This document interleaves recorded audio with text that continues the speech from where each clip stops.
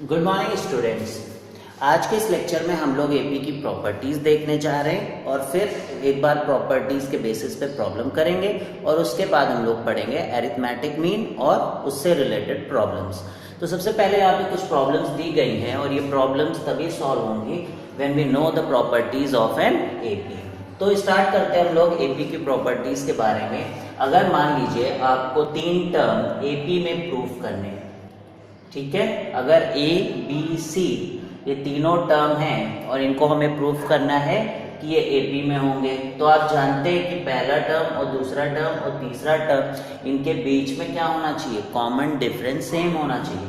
और common difference कैसे निकालते हैं हम लोग, सेकेंड टर्म से फर्स्ट टर्म को माइनस कर देते हैं, ठीक है। और इसी तरीके से थर्ड टर्म से सेकेंड टर्म को माइनस कर देते हैं। तो एक तरीका ये है, अगर ये दोनों सेम आ गया तो ये एपी में हो जाएंगे।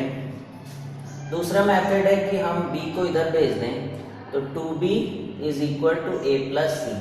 अगर ऐसा आ जाता है रिलेशन कभी, तब भी हम लोग बोल सकते हैं कि वो एपी में है, ठीक है।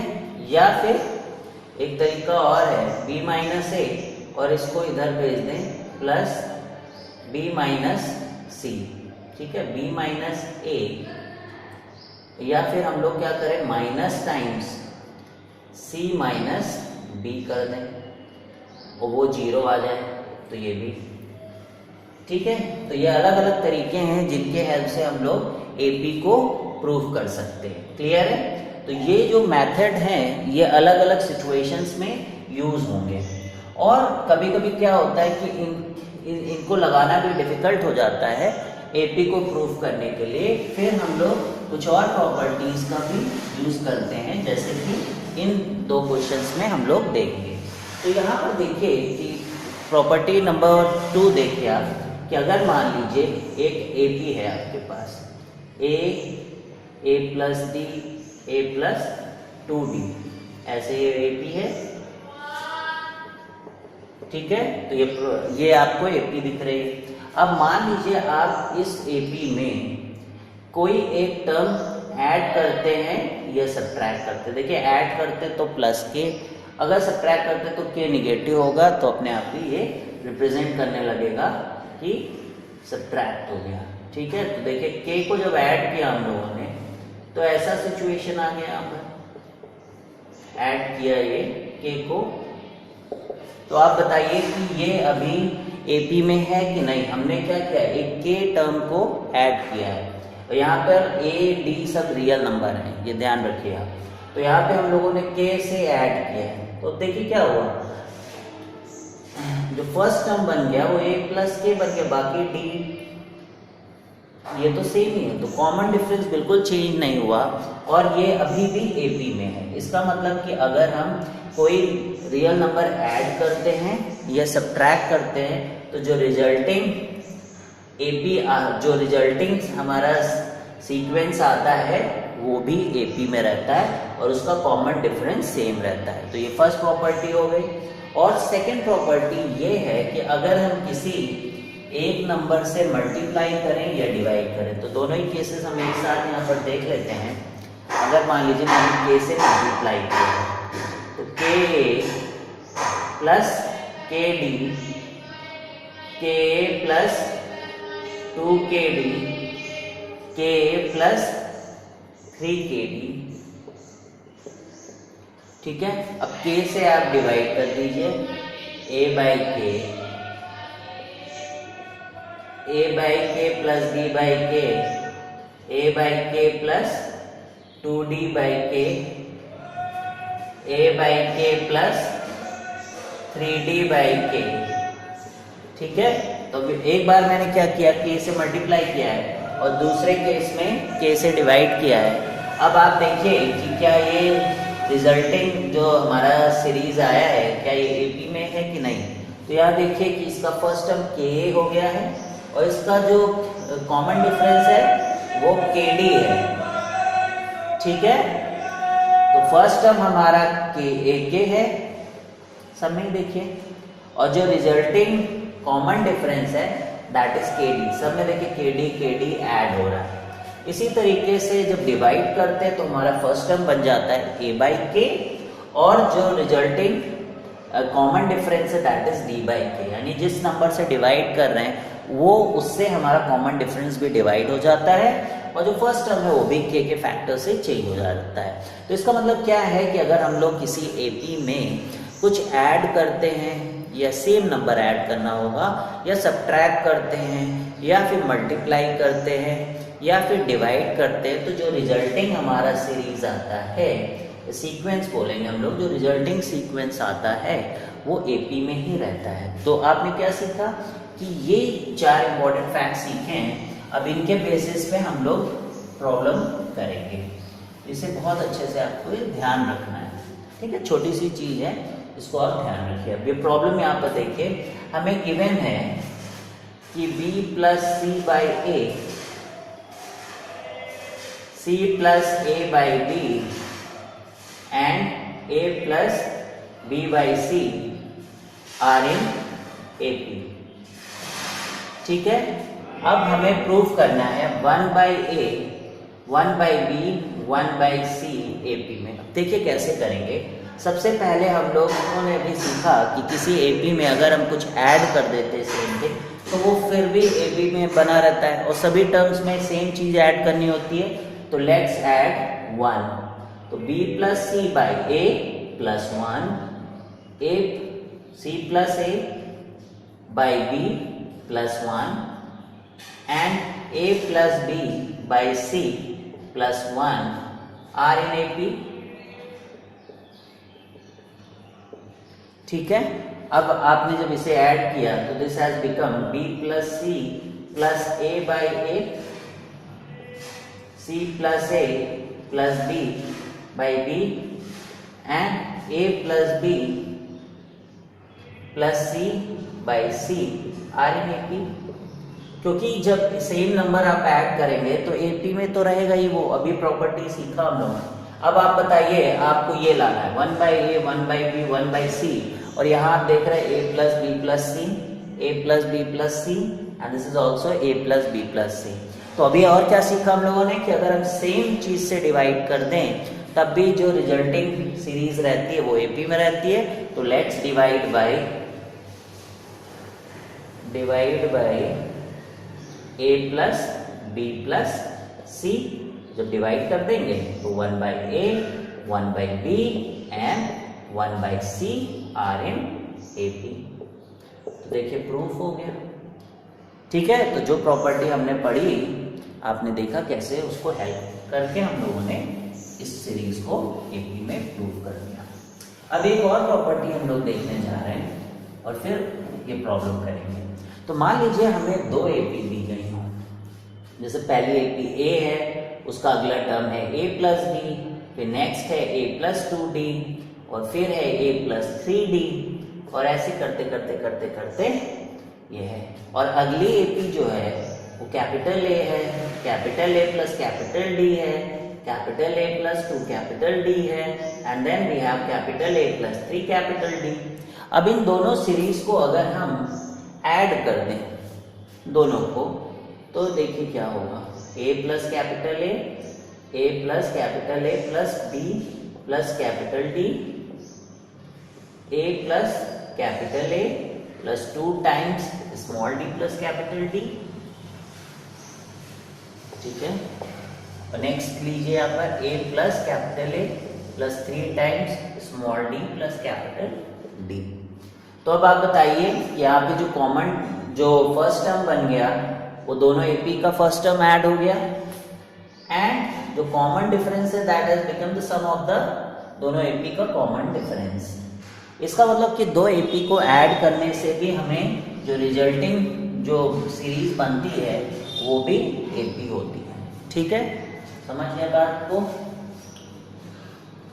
और सब्ट्रैक्ट करने से भी AP बनती है। अब सब्ट्रैक्ट करके देखिए तब भी AP बनेगी, यानी 2 अलग अलग APs को हम लोग अगर ऐड करें या सब्ट्रैक्ट करें तो क्या होगा, जो नया रिजल्टिंग सीरीज आएगी या सीक्वेंस आएगा that will also be AP। अब इस प्रॉब्लम को हम लोग करते हैं। तो प्रॉब्लम है कि A, B, C are in AP और ये प्रूफ करना है कि ये एपी में है कि नहीं। ठीक है, तो सबसे पहले आप क्या करिए, ए बी सी से इसको डिवाइड कर। किससे डिवाइड कर दें? ए बी सी से तीनों को डिवाइड कर, बिकॉज यू सी ये B C C A B लाना है हमको। तो अगर हम लोग ए बाई ए बी सी कर देंगे या B by A B C कर देंगे या सी बाई ए बी सी कर देंगे, तो हमने एक ही नंबर से इन तीनों को ही डिवाइड किया है, तो रिजल्टिंग जो आएगा हमारा sequence that should also be in AP. अभी हमने पढ़ा था। अब क्या हुआ देखिए, ए से कैंसिल हो गया, बी से बी कैंसिल है, सी से सी कैंसिल। अब हम लोग बोल सकते हैं कि 1 by B C, 1 by A C and 1 by A B, they are also in AP. अब देखिए हमारे पास दो एपी है, पहली और तीसरी, ये दोनों क्या है? एपी हैं। और आपका जो रिजल्टिंग आपको सोल्यूशन लाना है, देखिए दोनों का सम है। अभी हम लोगों ने क्या प्रॉपर्टी पढ़ी कि दो एपी को अगर हम लोग सम करते हैं तो जो रिजल्टिंग सीक्वेंस आता है that is also in AP. तो ये प्रॉपर्टी यहाँ पर लग जाएगी। इसका मतलब by adding the consecutive term, by adding the subsequent terms of 2AP, we are going to get the resulting series also in AP. Prove हो गया?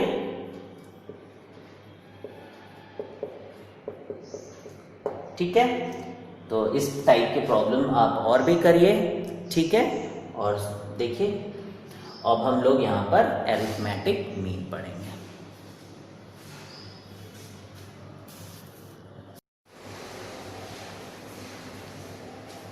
Now let's do these problems. तो यहाँ पे कुछ प्रॉब्लम मीन, अरिथमेटिक मीन के हैं, और सबसे पहले हम लोग ये करेंगे और इस क्वेश्चन से भी एक प्रॉपर्टी हम लोग सीखेंगे।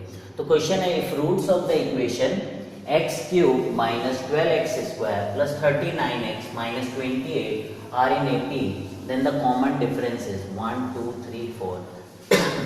तो इससे इस क्वेश्चन को करने से पहले सबसे पहले हम लोग सीखते हैं कि अगर एपी, जैसे कि अगर हमें ऑड टर्म्स लेने हैं एपी के, जैसे मान लीजिए हमसे बोला गया देयर आर कि 3 टर्म्स आर इन एपी, तो हम उन्हें सिमेट्रिकली ऐसे ले सकते हैं, a minus d, a and a plus D. ये ऑड के लिए है, ऑड टर्म्स के लिए। ठीक है, जहाँ पर ए फर्स्ट टर्म है और डी कॉमन डिफरेंस है। इससे फायदा क्या होता है कि जब भी हमें ऐड करना होता है तो डी डी कैंसिल हो जाता है और ए के टर्म्स में हमारा सम आ जाता है। इसका मतलब कि हम एक वेरिएबल को एलिमिनेट कर पा रहे हैं एक ऑपरेशन करके। ठीक है, मान लीजिए 3 टर्म्स की जगह अगर 5 टर्म्स लेना हो तो क्या करें हम लोग? बहुत ही सिंपल है, डी इधर से सब्ट्रैक्ट कर देंगे। अब आप खुद ही समझ गए होंगे कि इधर a प्लस 2d हो जाएगा।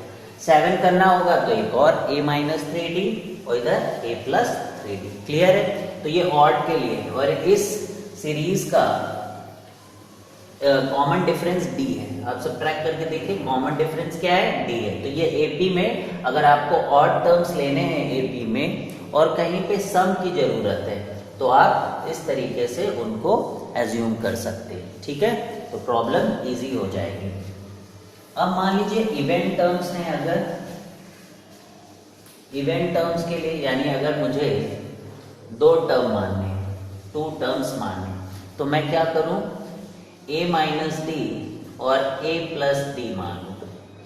देखिए इससे क्या हुआ कि अब अगर मैं ऐड करता हूं तो डी डी कैंसिल हो जाएगा। लेकिन ध्यान रखिए कि इवेंट टर्म्स के केस में 2d कॉमन डिफरेंस होता है, ना कि d। जैसे लास्ट टर्म ऑड के टर्म्स में क्या था कि d कॉमन डिफरेंस था, यहाँ पर 2d कॉमन। ऐसी सीरीज का अगर कॉमन डिफरेंस पूछा जाए तो नहीं कि अब सॉल्व करके d बोल दें, क्या बोलना होगा आपको? 2 टाइम्स करना होगा d का।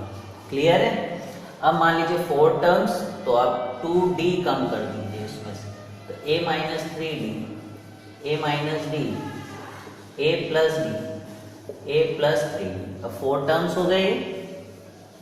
अभी भी देखिए कॉमन डिफरेंस 2d है। ठीक है, 6 करना होगा तो क्या करेंगे? 2 और d सब्ट्रैक्ट कर दीजिए इस साइड, बाकी टर्म्स वही रहेंगे, यहाँ पर a प्लस 5d आ जाएगा। क्लियर है? तो ये भी एक प्रॉपर्टी है जिसको आपको याद रखना होगा, जिससे आपका प्रॉब्लम इजी हो जाता है। तो अब इस जो प्रॉब्लम हम लोगों ने लास्ट प्रॉब्लम लिख रखी है, इसमें देखते हैं कि कैसे यूज होगा। तो इस जो भी यहाँ पे रूट्स हैं इस इक्वेशन के, वो सब एपी में है, ठीक है। इसका मतलब अभी थ्योरी ऑफ इक्वेशन से यहाँ पर है, अगर आपको नहीं आता है तो एक इसको मैं आपको बता देता हूँ। ए एक्स क्यूब एक क्यूबिक इक्वेशन है, जनरल क्यूबिक इक्वेशन मैं लिखता हूँ यहाँ पर, ठीक है। तो आप जानते हैं कि इसके रूट्स जो होंगे वो अल्फा बीटा गामा है हमारा। अब यहाँ पर देखिए कि जो इक्वेशन मैं लिखने जा रहा हूँ उसको बहुत ध्यान से रखिए, याद रखिए। Sum of the roots alpha plus beta plus gamma, ये क्या है? सम ऑफ द रूट्स है। इसकी वैल्यू क्या होगी? माइनस बी बाई ए। तो सेकेंड टर्म ले रहे हैं, स्टार्टिंग से सेकेंड टर्म ले रहे हैं और ऐसे लेंगे, देखिए यहाँ प्लस या माइनस या प्लस, अल्टरनेट प्लस माइनस, ठीक है। क्यूब है, फिर स्क्वायर है, फिर एक्स है, फिर कांस्टेंट टर्म है, तो पहले में प्लस लेंगे, दूसरे में माइनस लेंगे, तीसरे में प्लस लेंगे, फिर माइनस, अल्टरनेट प्लस माइनस। तो b बाई ए, फिर ऊपर क्या लगा दीजिए? माइनस। तो ये sum of the roots cubic equation का हो गया हमारा। अब एक और इक्वेशन है कि आप दो टर्म एक बार में लिखिए, अल्फा बीटा, फिर क्या हो जाएगा? बीटा गामा, बीटा के बाद गामा अल्फा, और इसका क्या हो जाएगा? नेक्स्ट वन सी बाई ए। तो यहाँ देखिए प्लस लिया गया बिकॉज ऊपर क्या है? प्लस है। और एक क्या हो जाएगा? तीनों का प्रोडक्ट लेने हैं हम लोग, तो माइनस डी बाई ए, ठीक है। ए तो कॉमन ही है, ठीक है, लेकिन यहाँ पे माइनस बी लिया गया न्यूमरेटर, यहाँ पे प्लस सी लिया गया, यहाँ पे माइनस डी लिया गया। क्लियर है? अब B C D plus minus कुछ भी हो सकते हैं, लेकिन यू हैव टू अंडरस्टैंड कि बी के आगे आपको माइनस लगाना है, सी के आगे आपको प्लस लगाना है, और डी के आगे आपको माइनस लगाना है। तो अगर ये बात आपको समझ में आ गई हो, पिछली बात आपको समझ में आ गई है, then we can do this problem, ठीक है। तो यहाँ पर देखिए बोल रहे हैं कि अब आपको पता होना चाहिए इसके क्यूब की इक्वेशन है, यानी इसके 3 रूट होने चाहिए। तो तीनों को एपी में है, तो इसका मतलब क्या मान लें? अभी हम लोगों ने बताया कि ऑड नंबर रहेंगे तो क्या मान लें? तो हमने पहला रूट मान लिया a माइनस डी, दूसरा a और तीसरा a प्लस डी। जो अल्फा बीटा गामा लिए थे उसमें से अल्फा मैंने a माइनस डी ले लिया, बीटा को a ले लिया और गामा को a ले लिया। अब आप लिखिए सम ऑफ द रूट्स, तो ये सम ऑफ द रूट्स हो गया कि किसके इक्वल होगा? Minus of minus 12 by 1। समझ में आ रहा है? माइनस लगाना पड़ेगा बिकॉज प्लस माइनस, और ये पहले से माइनस है, बाहर माइनस कर दिया, तो माइनस माइनस क्या हो गया? प्लस। तो दिस इज 12, ठीक। अब यहां से d और d कैंसिल हो जाएंगे, और देखिए 3a इज इक्वल टू 12 आ गया। तो a की वैल्यू क्या आ गई हमारी? 4। तो हमसे फर्स्ट टर्म तो पूछा नहीं है, हमसे क्या पूछा है? कॉमन डिफरेंस d निकालना। तो एक और किसी इक्वेशन का यूज कर लेते हैं, एक प्रोडक्ट ऑफ द रूट्स का इक्वेशन का ले लेते हैं, यानी a into A minus D into A plus D. ये और बताइए कि alpha beta gamma is equal to क्या होता है? माइनस टाइम्स जो भी लास्ट में है ये कांस्टेंट वाला माइनस 28, तो दिस इज व्हाट? प्लस 28 हो गया। क्लियर है? a की वैल्यू क्या थी? 4, और a square minus D square ही हो जाएगा, यानी कि 16 माइनस डी स्क्वायर। अब आप सॉल्व कर लेंगे इसे, तो 4 7 जा 28, तो 16 minus D square is equal to 7, ठीक है। तो डी स्क्वायर क्या हो जाएगा?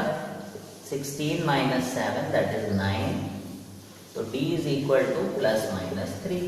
अब ऑप्शन देख लेते हैं हम लोग, प्लस 3 दिया, माइनस 3 तो दिया नहीं, इसलिए हमारा ऑप्शन सी हो गया। तो समझ गए आप, यहाँ पे दो कॉन्सेप्ट का यूज हुआ, एक तो system of equation, cubic equations में रूट्स कैसे लेते हैं, और फिर उसका एप्लीकेशन एपी के थ्रू में था, जो हमने पढ़ा कि ऑड नंबर ऑफ रूट्स होंगे तो कैसे लेंगे, और इवन नंबर ऑफ रूट्स होंगे तो कैसे लेंगे। यहाँ पे इवन नंबर ऑफ रूट्स पे ये क्वेश्चन बेस था, ठीक है। तो अब इसके साथ हम लोग बढ़ते हैं अरिथमेटिक मीन पे, और फिर ये प्रॉब्लम्स करेंगे उस प्रॉपर्टी के बेसिस पे। कुछ प्रॉपर्टी सीखेंगे अरिथमेटिक मीन की, और फिर हम लोग तो सबसे पहले यहाँ पर एक ध्यान रखने वाली बात है कि अरिथमेटिक मीन का जो कॉन्सेप्ट है उसका एपी से कोई लेना देना नहीं है।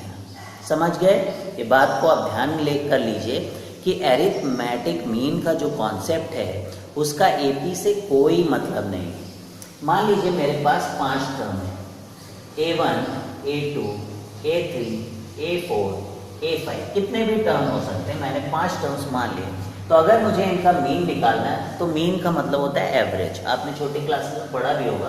तो AM एरिथमेटिक मीन, तो हमें ये नहीं कुछ लेना देना कि A1, A2, A3, A4 AP में होना चाहिए, ऐसा कुछ भी नहीं है। आपको कोई भी 5 टर्म दिए हैं आप उनको ऐड कर लीजिए, जैसे यहाँ पे मैं ऐड कर रहा हूँ, और उसको जितने नंबर ऑफ टर्म्स है उससे आप डिवाइड कर दीजिए। तो यहाँ पे 5, ठीक है। तो अगर कोई सीरीज है हमारी AI करके, और अगर हमारे पास नंबर ऑफ टर्म्स दिए हैं n, तो AM का फॉर्मूला क्या हो जाएगा हमारे लिए, AM will be summation AI I is equal to 1 to n and divided by n. So this is AM, ठीक है। अब इसमें ऐसा कुछ भी नहीं है कि एरिथमेटिक मीन को AP में होना चाहिए, ठीक है, या ये जो हमने सीक्वेंस लिया था that should be in AP, ठीक, क्लियर है बात।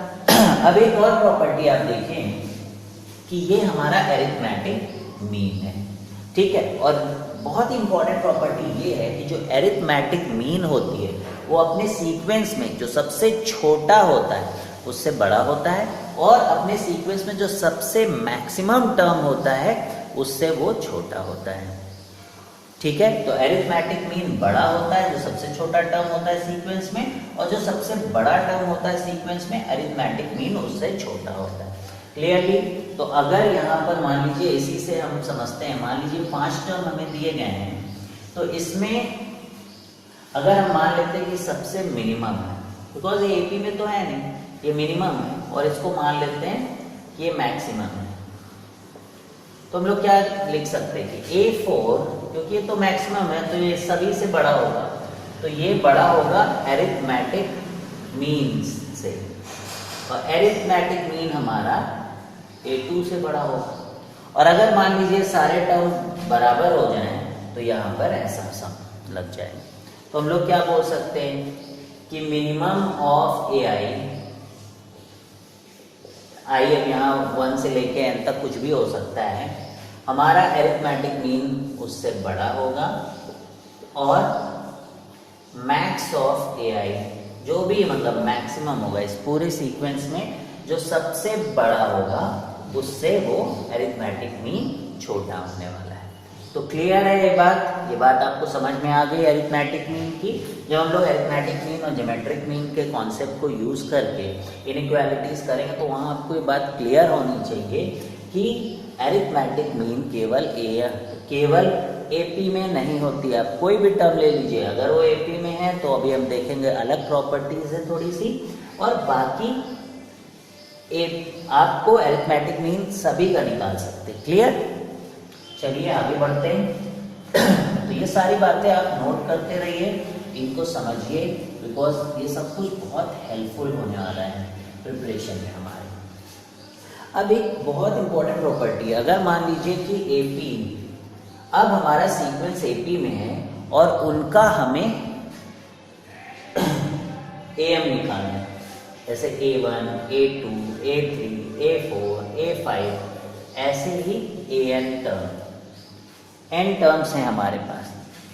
अब मैं अगर इनका एरिथमेटिक मीन निकालता हूँ तो कैसे एरिथमेटिक मीन निकलेगा, इन सब का सम कर लेंगे ऐसे n टर्म्स का और उनको n से डिवाइड कर देंगे।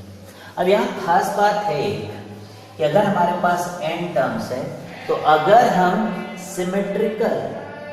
सिमेट्रिकल टर्म्स लें, सिमेट्रिकल टर्म्स का मतलब ये हुआ कि अगर मैं स्टार्टिंग से सेकेंड टर्म लेता हूँ और पीछे से भी मैं सेकेंड टर्म लूँ, जैसे मैंने ले लिया स्टार्टिंग से second term that is A2, तो पीछे से सेकेंड टर्म क्या होगा AN-1, इनका भी जो मैं मीन लूंगा that will be equal to the arithmetic mean of the sequence. ठीक है, ये दो, जैसे कि मैं अगर पहला ले लूं और लास्ट ले लूं तो ये भी क्या हो जाएगा इक्वल इसके। तो अब ये समझ में आए आपको कि अगर आप आगे से और पीछे से सिमेट्रिकल टर्म्स लेंगे और उनका मीन निकालते हैं तो वो हमारे टोटल मीन से इक्वल होगा। क्लियर है? अब यहाँ देखिए, अब और ऐसा नहीं है। अब अच्छा, एक बात और मैं बता देता हूँ, फिर आगे इसको कंटिन्यू करता हूँ। अब कैसे आपको पता चलेगा कि आपके टर्म सिमेट्रिकल हैं कि नहीं? तो अगर आपके पास n टर्म्स है, ध्यान दीजिए, अगर आपके पास n टर्म्स हैं तो जो सिमेट्रिकल टर्म्स होते हैं उनके आप सबस्क्रिप्ट को देखिए, दैट इज a2 और an-1, इन दोनों को ऐड करें तो n+1 आना चाहिए। इधर अगर an है आखिरी टर्म, आपके n टर्म्स है, तो इनके सबस्क्रिप्ट का जो सम है that should come out to be n+1। क्या आना चाहिए? n+1। तो यहाँ भी देखिए n+1। तो इसका मतलब कि अगर मैं यहाँ a7 लिखूं तो यहाँ क्या लिखना चाहिए? a अब आपका n+1 आना चाहिए, तो an-6 होगा। क्लियर है? समझ गए आप? an-6। तो ये तो अभी मैंने दो लिए हैं, ऐसा जरूरी नहीं है कि दो ही ले सकते, आप कितने भी ले सकते हैं। सब के सब सिमेट्रिकली क्या होने चाहिए? सेम। जैसे कि मान लीजिए अब मैं 4 ले लेता हूं, अब तीन नहीं लेंगे हम लोग, ठीक है? अब जैसे यहां पर a1 ले लिया, इधर से an ले लिया, अब इधर से a4 ले लिया, an यहां लिख लीजिए, तो n+1 हो गया। देखिए अब इधर से a4 लिया है, अब इधर से क्या लूं? देखिए यहां जब 7 होता है तो उससे कम होता है, तो an-3 अगर ऐसा ले लिया है, अब इसका मीन निकालना है तो कितना हो जाएगा? 4। तो कितने भी ले सकते हैं हम, ठीक है? 6 लेंगे तो 2 और, तो यहाँ 6 से डिवाइड। लेकिन मेन बात क्या है कि इन सब का जो am होता है दैट इज सेम।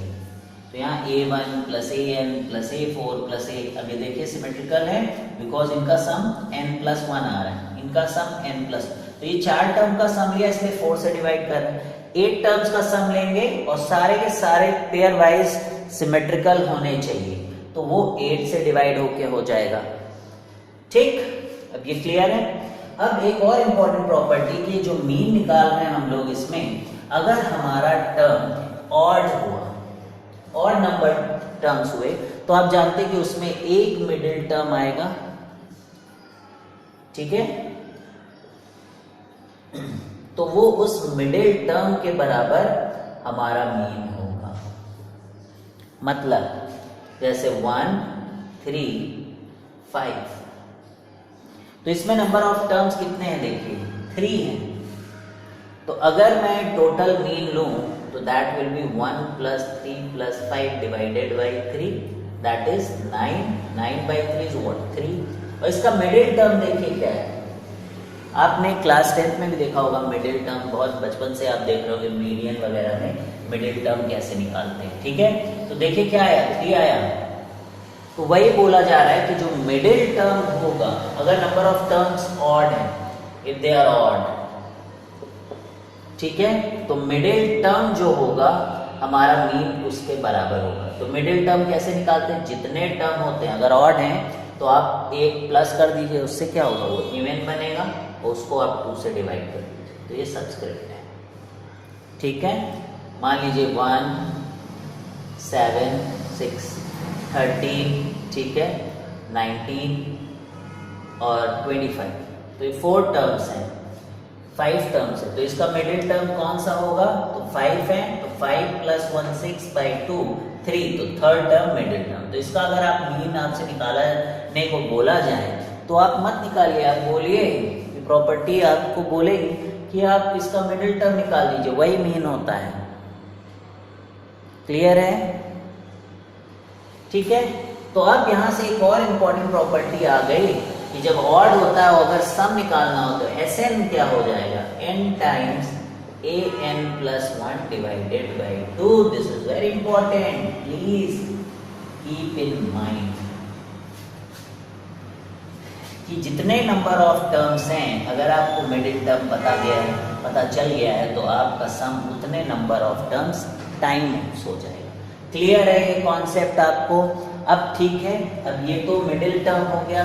ऑड के लिए अगर इवन हो जाए तो क्या करें फिर हम, तो किसके बराबर होगा, इवन। तब आप जानते हैं कि दो मिडिल टर्म होते हैं, कितने होते हैं, दो, जैसे 1 3 5 7, ठीक है, ये 4 है। तो अब इनको अगर मिडिल टर्म निकालें तो 12 3 15 16 बाई 4 है। अब देखिए किसके बराबर आ रहा है, 3 + 5 8 डिवाइडेड बाई 2 4 आ रहा है। क्लियर है ये बात? तो इसका क्या मतलब हुआ कि आपने पढ़ा होगा कि मीडियन निकालना होता है अगर हमें, ठीक है, और इवन नंबर ऑफ टर्म्स होते तो हम कैसे निकालते हैं। तो एक तो टर्म हमारा होगा इसमें n/2, इवन है तो क्या करें आप, 2 से डिवाइड ही हो जाएगा वो। और अगला जो टर्म हो उनका मीन निकाल लीजिए आप। तो हमारा जो मीन होगा दैट इज Sn/n, वो इसके बराबर होगा, ठीक है। तो आई होप आप ये बात समझ गए हैं कि कैसे हम लोग ये कॉन्सेप्ट, तो अगर नहीं आपको समझ में आया तो आप एक बार फिर से इसको रिवाइंड करके देखें, दिस इज वेरी इंपॉर्टेंट। हालांकि हम लोग ये 2 प्रॉब्लम देखने जा रहे हैं जो कि इसी कॉन्सेप्ट के बेसिस पर बने हुए हैं, और फिर हम आपको फिर समझ में आ ही जाना चाहिए ये जो भी कॉन्सेप्ट हम लोगों ने सीखा है उसका यूज कैसे करते हैं। अब यहाँ देखिए क्वेश्चन आया है हमारे पास, find the sum of first 24 terms of an AP.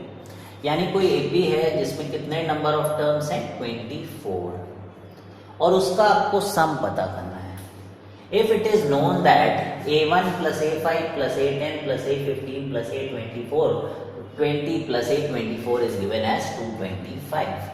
तो इस तरीके का कोई भी प्रॉब्लम हो तो आप बहुत ही इजीली कर सकते हैं, बहुत इजी होते हैं ऐसे प्रॉब्लम। तो ऐसा कुछ भी प्रॉब्लम दे कि बहुत सारे वेरिएबल दे दिए गए, इतने सारे टर्म्स दे दिए गए, और इस किसी एक का सम देकर आपको पूरा सम पूछ रहे हो गया, किसी और किसी चीज़ का सम पूछ रहे हैं और एपी में हो अगर वो, तो देखिए आप सोचिए कि अरिथमेटिक मीन की जो प्रॉपर्टी मैंने आज पढ़ी है वो वहाँ पर यूज़ हो रही होगी।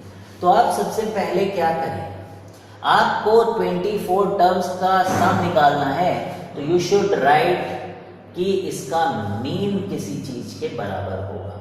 तो ये सम ऑफ 24 टर्म्स डिवाइड कर देंगे 24 से, तो हमें मीन मिल जाएगा। मिल गया मीन। अब इनको आप देखिए क्या ये सिमेट्रिकली कहीं टर्म तो नहीं, ये देखना है हमें। तो हमारे पास 24 टर्म है, तो हमारा जो सबस्क्रिप्ट आना चाहिए सम करने में, दैट शुड कम 25। तो 1 + 5 डिवाइडेड बाई 6, 1 और 5 को सम करेंगे तो क्या आएगा, 6, वो तो नहीं है। तो आप थोड़ा दूर के टर्म देखिए, 1 है और 24 है, इन दोनों को ऐड करें तो कितना आता है, 25। तो ये तो वेरी गुड, इनको मैं एक साथ कर लेता हूँ, ये है सिमेट्रिकल टर्म। फिर 5 को देखिए किसके साथ ऐड करें कि 25 आ जाए, तो 20। तो ये रियल एग्जाम्पल है जो कि आ चुका है पेपर में, ठीक है। अब 10 और 15 भी 25 हो रहे हैं, तो बहुत ही अच्छा, ये तो आ गया। फिर a10 + a15, अब ये कितने टर्म है, सिमेट्रिकली हो गए, तो अब जितने भी नंबर ऑफ टर्म है उनसे डिवाइड कर दीजिए तो मीन आ जाए। यहाँ का मीन और यहाँ का मीन इक्वल होगा, तो आप S24 निकाल पाएंगे कि नहीं। तो कितने नंबर ऑफ टर्म्स हैं, 1 2 3 4 5 6, तो 6 से डिवाइड करिए। अब आपको क्वेश्चन में पूछा गया find the sum of first 24 terms, so you are going to get this as answer. तो बहुत फास्ट आप कर लेंगे, ठीक है। सो दिस इज 4, तो 225 into 4 is 900। तो देखिए कितना इंपॉर्टेंट था ये कॉन्सेप्ट इसको करने के लिए, ठीक है। अब नेक्स्ट प्रॉब्लम देखते हैं और देखते हैं कि क्या उसको भी ऐसे ही कर सकते हैं। This is also similar problem. तो इस बात को इन्फ्रेंस देने के लिए आई हैव टेकन ये एग्जाम्पल, ठीक है। अब इसको देखिए आप, अब ये प्रॉब्लम बोल रहा है कि B1 B2 B3 और B25 AP में है, तो फिर बताइए आप कि हाँ, और ये AP में है और सच दैट कि ये सब दिया, जैसे वहां पर 225 दिया गया था, तो यहाँ पर भी कुछ टर्म इन्होंने लिए हैं और उसका सम दे दिया है 32 दिया है, और सम ऑफ ऑल टर्म्स चाहिए। तो s कितने टर्म है यहाँ पर भी 25 टर्म्स हैं, तो कितने से डिवाइड कर दें 25 से, तो यहाँ मीन ले लिया। अब इनका मीन देखते हैं हम लोग, तो इनका मीन का जो भी सिमेट्रिकल टर्म है, अगर यहाँ 25 है तो हमारा सम 26 आना चाहिए। तो देखिए 1 और 25 मिलकर 26 हो रहे हैं, तो b1 प्लस b25 और 3 और 23 मिलके भी 26 हो रहे हैं, तो इनको भी आप ले लीजिए, और टोटल टर्म कितने हो गए हमारे 24। तो ये ऐसे अरिथमेटिक मीन निकालें या ऐसे अरिथमेटिक मीन निकालें तो क्वेश्चन हो जाएगा। अब हमें निकालना है S25, this is equal to 25/4, और जो भी ये सम दिया है दैट इज 32, सो ये 8 हो गया, एंड 25 into 4 100 होता है, तो 8 के साथ दिस विल बी 200। तो देखा आपने कि कितनी इजी प्रॉब्लम हो गई है प्रॉपर्टी को जानने के बाद। अब हम लोग इंसर्शन ऑफ मीन देखेंगे।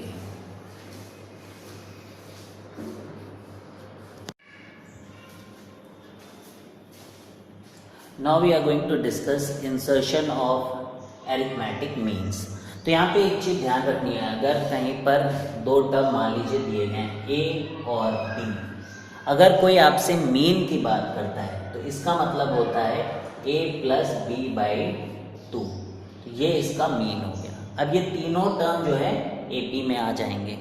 तो ये ध्यान रखिए आप, जब कोई अरिथमेटिक मीन की बात करता है यानी सिंगुलर, यानी एक मीन की बात कर रहा है जिसका मतलब है a प्लस बी बाई 2। लेकिन अगर कोई अरिथमेटिक मीन्स की बात करता है तो इसका मतलब कई मीन्स इनमें डाली गई, ठीक है, ऐसे, ठीक है।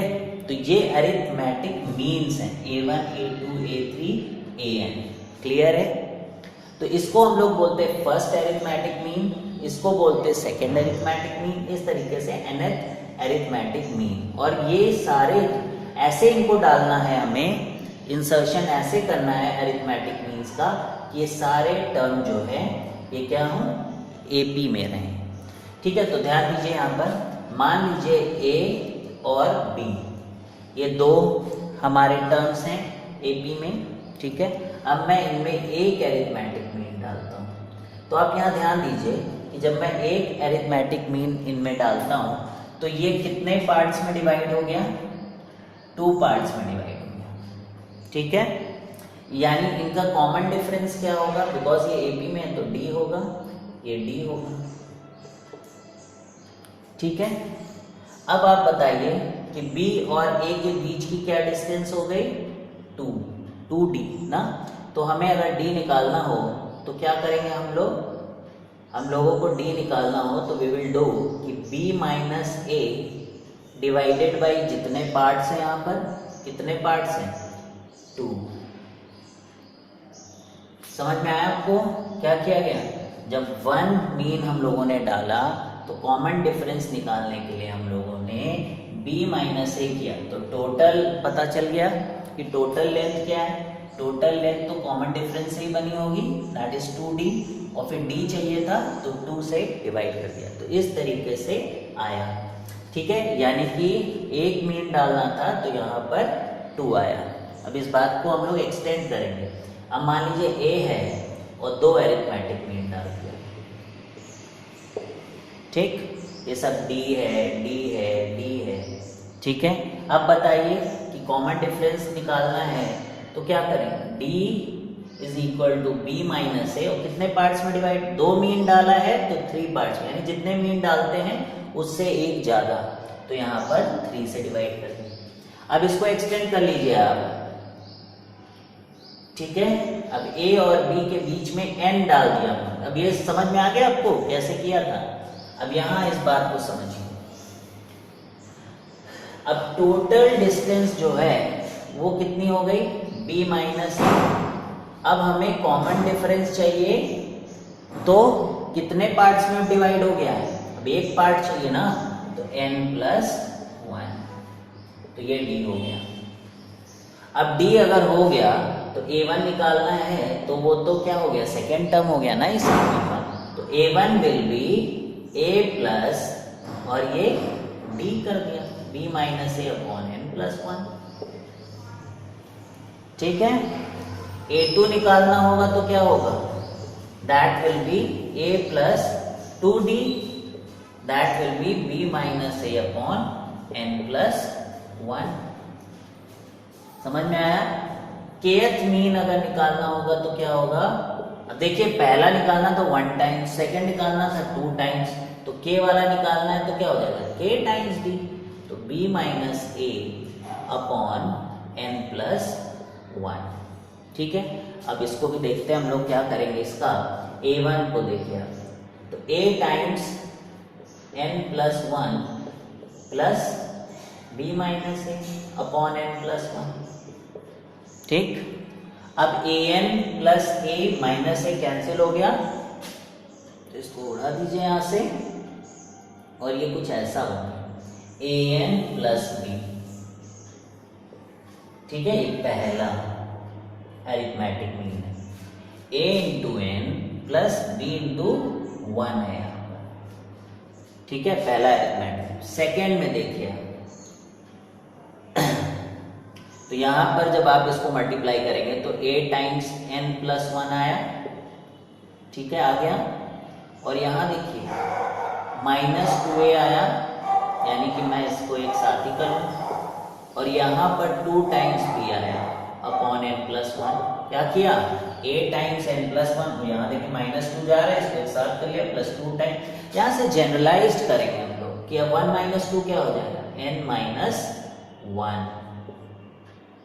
तो ये सेकेंड जब मीन निकाल रहे हैं आपका, तो यहाँ देखिए 2 आ रहा है, जब यहाँ सेकेंड है तो यहाँ 2 आ रहा है, और इन दोनों का सम क्या हो रहा है n प्लस 1। तो इस तरीके से हम लोग क्या लिख सकते हैं कि जब हमें kth मीन निकालनी है तो k टाइम्स b और a के साथ कितना हो कि ऐसा हो कि n प्लस 1 आए सम। ठीक है, क्या है, n प्लस 1, तो n प्लस 1 सम लाना है और k खत्म कर दीजिए, तो यानी कि n plus 1 minus k, plus k करेंगे तभी तो कटेगा ना, जैसे n माइनस 2 1 प्लस 2 तो n प्लस 1 हो गया। उसी तरह n प्लस 1 लाना तो पहले तो लिख दीजिए n प्लस 1 और फिर k माइनस कर दीजिए जिससे कट जाए, तो ये हो जाएगा a के निकालेंगे। ठीक है, समझ में आ गया? तो ये तो कुछ बहुत बड़ी चीज नहीं है, अभी क्वेश्चन करेंगे तो आप समझ जाएंगे इस बात को कि कैसे जनरलाइज करके हम लोग लिख ले रहे हैं। समझ में आया, डी कैसे निकाल, फिर तो आप kth निकालना है तो a plus k times D कर दीजिए। ठीक है, तो निकल आएगा। ठीक, तो मैं रफ कर देता हूँ इसको। अब यहाँ हम लोग क्वेश्चन करेंगे और उससे पहले इसी बात को समझने का एक अलग तरीका निकालेंगे कि मान लीजिए मुझे थर्ड मीन निकालना। ठीक है, तो मैं क्या करूंगा, आप देखिए कि इसके पहले कितने पार्ट्स हैं वो आप देख लीजिए, तो 3 पार्ट्स हैं। ठीक है, और टोटल कितने पार्ट्स में डिवाइड करता है, n प्लस 1, तो 3 पार्ट्स निकल गए, तो बचे हुए कितने पार्ट्स हैं, n प्लस 1 में से 3 माइनस कर देंगे, तो कितने बचे, n माइनस 2, वही वहां पे लिखा था n प्लस 1 माइनस k। ठीक है, तो n प्लस 1 और थर्ड है तो थर्ड माइनस कर दिया, तो दैट इज n माइनस 2। ठीक है, अब आपको थर्ड निकालना है अगर, तो आप क्या करिए, देखिए जैसे आपको याद हो n, जब n मीन्स निकालते हैं तो n प्लस 1 पार्ट्स में डिवाइड होता है। ठीक है, तो अगर आपको याद हो स्ट्रेट लाइन में सेक्शन फॉर्मूला होता है, उस तरीके से आप इसको समझेंगे, बहुत इजी हो जाएगा। अब n माइनस 2 पार्ट इधर है, थर्ड पार्ट इधर, तो n माइनस 2 को आप a से मल्टीप्लाई कर दीजिए और यहाँ 3 पार्ट थे, इसको इधर मल्टीप्लाई कर दीजिए और टोटल इसका सम दैट इज n प्लस 1, जो टोटल पार्ट, इस तरीके से a3 निकल आया। ठीक है, अब देखिए कैसे क्वेश्चन करेंगे। अब insert 20 arithmetic means between 2 and 86। अब हमें 20 अरिथमेटिक मीन यहाँ डालने हैं, यानी 2, 86 और यहाँ पे a1, a2 और ऐसे करते हुए a20। अब आपको क्या निकालना है, पहले d निकालिए, तो d निकालने के लिए 86 माइनस 2, ये टोटल डिस्टेंस हो गया। और कितने पार्ट में डिवाइड करना है हमें इसे, एक पार्ट को पता करने के लिए अब टोटल में जितने पार्ट्स में इसने डिवाइड किया हो तो 20 डालें बीच में तो 21 पार्ट हो जाएंगे। या फिर आप ये फॉर्मूला यूज कर लीजिए b माइनस ए अपॉन n प्लस 1। तो ये फॉर्मूला है d निकालने का, बताया था। तो यहाँ पर जैसे समझ के कर रहे हैं हम लोग कि 86 माइनस 2 किया तो इतना डिस्टेंस हो गया। अब इसमें पार्ट्स एक डालते तो 2 पार्ट, 2 डालते हैं तो 3 पार्ट, इसे तो 20 डाले तो 21 पार्ट्स। तो d की वैल्यू निकल आई 84 डिवाइडेड बाई 21, कितने पार्ट, 4 आ गया। अब बहुत इजी है, अब आपको जितने भी एरिथमेटिक मीन इंसर्ट करने हो सब कर दीजिए। जब आपका कॉमन डिफरेंस 2 है, 4 है, तो फिर तो एक एक टर्म आप ऐड करते चले जाइए इसमें, ठीक है। तो लिखता हूँ मैं, तो 2 में 4 करेंगे 6, 6 में 4 करेंगे 10, 14 कर लेंगे ना, और 86 के पहले 82। तो ये तो एक एपी की सीरीज हो गई कि आप इस तरीके से 20 एरिथमेटिक मीन्स इंसर्ट कर लेंगे। इजी है, डी पता करना है। फिर उसके बाद तो ये एपी ही है जो आपने सीखा है, ए plus d, a plus 2d, ऐसे ए प्लस 20d, ठीक है। 82 प्लस 4 इंटू 20 82। इजी। देखिए प्रॉब्लम हो गई, इतनी आसान प्रॉब्लम थी, समझ गए। जितना आपको जिस भी चीज को समझने में प्रॉब्लम आ रही हो उस पर आप और फोकस करिए, समझिए, कुछ भी जाने मत दीजिए। सोचिए कि जो बताया जा रहा है बहुत इंपॉर्टेंट है, कहीं ना कहीं उसका यूज पड़ जाएगा। अब देखिए कैसे, अब इसको करते हैं। If 6 arithmetic means are inserted between 1 and 9/2, 1 9/2। देखिए ऐसा नहीं कि हम लोग, जो भी कई मेथड ऐसे होते हैं जो शॉर्टकट्स होते हैं, उनको आपको ध्यान रखना है। अगर आपको स्कूल में करना है तो आप सिंपल जो भी चीज़ बहुत आसानी समझ में आती है उसमें भी आप फुल स्कोर कर सकते हैं। लेकिन अगर आपको कंपटीशन निकालना है तो उसके लिए आपको टाइम भी बचाना होगा, आपको अच्छी रैंक लानी है, तो ये छोटी छोटी चीज़ें जो बताई जाती हैं उनका ध्यान रखना होगा। जैसे भी एक क्वेश्चन है, if 6 AMs are inserted between 1 and 9/2 find the 4th AM। अब देखिए इसको करने के कई तरीके हैं। एक है जो अभी सीखा हम लोगों ने, उससे कैसे जल्दी कर सकते हैं। तो यहाँ पे 6 करा हम लोग, तो A5 A6 और 9/2, ठीक है। तो एक तरीका है कि हम लोग क्या करें, पहले कॉमन डिफरेंस निकालें। तो D इज इक्वल टू कितना आ जाएगा, 9/2 माइनस 1, तो कितना आ गया ये 7/2 कॉमन डिफरेंस। अब हमें कौन सी मीन निकालनी है, 4th।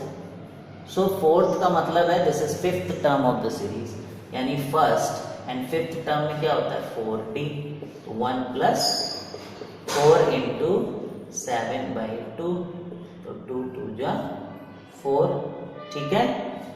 1 सेकेंड, 4th टर्म निकालना था, 4 इंटू 7/2, तो दिस इज 15। तो A4 क्या आ गया हमारा 15। तो ये रॉन्ग हो गया यहाँ पर, सॉरी कुछ तो गलत कर दिया गया, क्योंकि अरिथमेटिक मीन जो है आपका वो कभी भी टर्म से बड़ा नहीं हो सकता, ये भी तो पढ़ा है। तो हमें 4th निकालना है, जैसे तो 4th निकालना है तो क्या बताया गया, D निकालो पहले, 9/2 माइनस 1 अपॉन जितने भी डाले जाएं उससे आप डिवाइड करें, तो वो नहीं किया। तो यहाँ पर कितना हो गया, 9 माइनस 2 दैट इज 7/2/7, 7 कैंसिल, तो D की वैल्यू कितनी आई, हाफ। तो 7 से नहीं डिवाइड करते, तो पार्ट्स में डिवाइड करना। दिस वाज फुल, फुल को कितना 7 पार्ट्स में डिवाइड किया, तो D की वैल्यू कितनी आई, हाफ। अब आप क्या करेंगे, 4th आपको निकालना है, तो 4th का मतलब 5th टर्म है। तो अब अगर आपने ऐसे किया तो A plus n minus 1 into D करते हैं आप, तो A क्या हो गया 1, और आपको 5th टर्म निकालना है, तो 5 माइनस 1 4 इंटू हाफ, तो कितना आया आंसर, 3 आ गया आंसर। तो एक ये तरीका हो गया, ठीक है, जो कि क्लासिकल तरीका है। और एक तरीका जो अभी हम लोगों ने सीखा शॉर्टकट वाला, उसमें देखिए कैसे करते हैं हम लोग। उसमें हम लोग देखेंगे कि फोर्थ है तो यहाँ कितने पार्ट्स बने, तो 4 जो भी, तो यहाँ 4, तो जो भी मीन निकालो, अगर 6 मीन निकालें तो इधर साइड 6 पार्ट। अब टोटल पार्ट्स कितने होते हैं, जितने डालते हैं उससे एक ज्यादा, तो इधर हो जाएंगे 3। समझिए आप कैसे, ये बहुत इंपॉर्टेंट है। फोर्थ आपको निकालना है तो आप इधर 4 लिखिए, थर्ड निकालना होता तो आप इधर 3, और फिर आप देखिए कि टोटल कितने, जितने डालने हैं उससे एक ज्यादा यानी 7, तो उतने से इसको सब्ट्रैक्ट करिए, तो 7 - 4 = 3। अब सेक्शन फॉर्मूला लगाइए, ए फोर्थ निकालना है आपको, तो आप क्या करेंगे 3 × 1 + 4 × 2 अपॉन टोटल दैट इज 7, तो 8 4 × 9/2, 4 × कितना था ये 9/2, 3 × 1 डिवाइडेड बाई 7, तो देखिए कितना आ गया 2 2 जा 18 + 3, 18 आया +3 21 डिवाइडेड बाई 7 = 3। देखिए कितना फास्ट हो जाएगा, ठीक है, अगर कैलकुलेशन नहीं गलत करते, यहाँ पर बहुत फास्ट था। समझ में आया? तो ये कॉन्सेप्ट समझिए। अगर मुझसे बोला जाता कि फिफ्थ निकालिए, तो करिए आप, फिफ्थ कैसे निकालेंगे, तो फिफ्थ का मतलब है कि 5 पार्ट इधर हो गए, तो 5 × 9/2, ठीक है, और इधर कितने पार्ट बचे 2, तो उसको करिए 1 के साथ एंड टोटल 7। बस, ठीक है, समझ गए? इस तरीके से कोई भी अरिथमेटिक मीन निकालना बहुत आसान हो जाता है, ठीक है। तो इसका आंसर 3 आया था। अब करते हैं हम लोग, अब एक और इम्पोर्टेंट प्रॉपर्टी है कि मान लीजिए आपने ए अरिथमेटिक मीन लिखा और बी लिखा, और इसके बीच में आपने एन अरिथमेटिक मीन्स ऐड कर दिया, ठीक है। तो अब हम लोगों ने क्या पढ़ा था कि सिमेट्रिकल टर्म्स लेने पर जो उनकी अरिथमेटिक मीन, उनका जो मीन होता है दैट इज सम, तो एक हम लोगों ने क्या किया, सिमेट्रिकली पहला और लास्ट ले लिया, तो दैट इज a + b/2, और एक हम लोगों ने क्या किया कि ये जो अरिथमेटिक मीन सबकी ये भी तो सिमेट्रिकल है, जैसे कि पहले से दूसरा तो पीछे से दूसरा, इसी तरह पहले से तीसरा टर्म तो पीछे से तीसरा टर्म, ऐसे करके सब आ जाएंगे an, और उसको हम लोग n से डिवाइड करेंगे, तब उनका अरिथमेटिक मीन आएगा, मीन्स आएगा, सम आएगा, अरिथमेटिक मीन निकालना, ठीक है।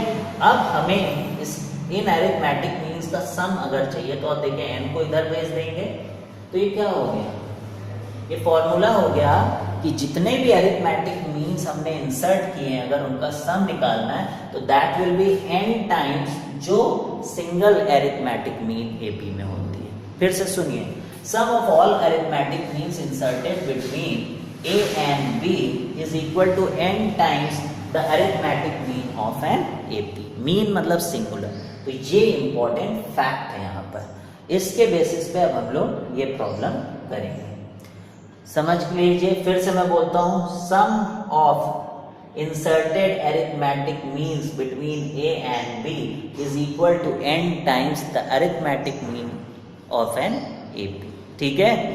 तो AP का अरिथमेटिक मीन अगर A पहला टर्म है, B लास्ट है, तो that will B A + b/2, और जब हम लोग इनको इंसर्ट कर रहे हैं तो उनका सम निकालना बहुत आसान हो जाएगा, ठीक है।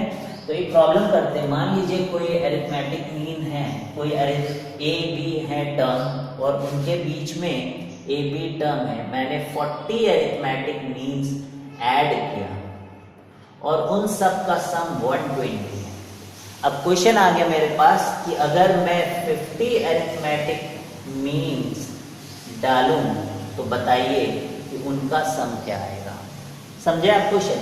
A और B के बीच में मैंने 40 अरिथमेटिक मीन्स डाले, सब AP में हो जाएंगे, तो इन 40 अरिथमेटिक मीन्स का सम जो है दैट इज 120 आया। तो बताइए कि अगर मैं इन A और B के बीच में जो कि सेम रखते हुए मैंने 50 अरिथमेटिक मीन्स अगर डाल दिए, तो इन 50 अरिथमेटिक का सम बताइए क्या होगा। तो बताइए कैसे करेंगे। तो सबसे पहले हम लोग जो अरिथमेटिक मीन है ए से लेके 40, इनका सम क्या होगा, ठीक है, क्या होगा इनका सम, इनका सम होगा n times a plus B by two, that is a plus B by two. और कितनी अरिथमेटिक मीन्स थी यहाँ पर 40, ठीक है, तो यानी कि 40 into A plus B by two, so that was what, इसका सम क्या है 120, ठीक है, तो ये कितना हो गया 3, तो यानी जो अरिथमेटिक मीन है that is what 3, a plus B by two ही तो अरिथमेटिक मीन है 3। अब क्या बताया गया कि 50 अरिथमेटिक मीन्स का सम बताइए आप, ठीक है, तो वो क्या हो जाता है 50 टाइम्स जो सिंगल अरिथमेटिक मीन होता है दैट इज 3, तो क्या आंसर आ जाएगा 150। समझ गए। अगर आपको दिक्कत हो रही है समझने में तो आप फिर से रिवाइंड करके देखिए, ठीक है। चलिए अब ये प्रॉब्लम करते हैं, next problem, I hope you got it. Simple सा कॉन्सेप्ट है कि सारे अरिथमेटिक का जो सम का मीन जो सम होता है दैट इज n टाइम्स जो भी अरिथमेटिक मीन होती है उसकी। अब ये क्वेश्चन देखिए, बिटवीन टू नंबर्स, कोई भी दो नंबर है ए बी, उन दोनों का सम है 13/6, ये दोनों नंबर का सम क्या है 13/6, and even number of arithmetic mean is inserted. तो इवन नंबर मतलब कि 2n कर दीजिए, इवन 2k होता है, ठीक है, उसी तरह 2n कर दिया हम लोगों ने। तो an even number of arithmetic mean is inserted, the sum of these means, तो इन सब का मीन का sum exceed their numbers by unity. तो सम के बारे में बात कर रहे हैं, तो यानी सबको ऐड कर लीजिए, a 2n, ये क्या होगा 2n into A plus B by two, बताइए आप, sum of arithmetic means inserted is equal to जितनी भी इंसर्ट किया है दिस इंटू अरिथमेटिक मीन, ठीक है। तो इसका फिर क्या करना है, उसका दिया गया है ये जो सम है दैट इज इक्वल टू जितने नंबर है उससे एक प्लस, देखिए, sum of these means exceed their numbers is 2n by unity, find the number of means, यानी हमें 2n पता करना है। तो बहुत इजी है, ठीक है, तो ये यानी दिस थिंग, अब बताइए आप a प्लस बी हमें दे ही रखा है 2n into 13/6 into 2, this is equal to 2n plus 1, यानी कि इसको इधर भेज दें तो 13n is equal to 12n plus 6, तो यानी n इज इक्वल टू 6 आया। तो 6 आंसर नहीं होगा, कितनी अरिथमेटिक मीन्स हमने इंसर्ट करी 12। क्लियर है। तो क्या क्वेश्चन दिया था, बिटवीन टू नंबर्स, हमने तो an even number of arithmetic means 2 और उनका सम दिया गया, यानी कि दोनों का सम दिया है तो उससे a plus B by two निकाला जा सकता है। और फिर ये लोग सम के बारे में बात कर रहे हैं तो सम और उनके दोनों नंबर के बीच में रिलेशन आ गया, ऐसे यहाँ से हमारा n आ गया, ठीक है। तो ये अब हम लोगों ने इंसर्शन ऑफ अरिथमेटिक मीन्स भी समझ लिया है। Thank you very much for devoting your time.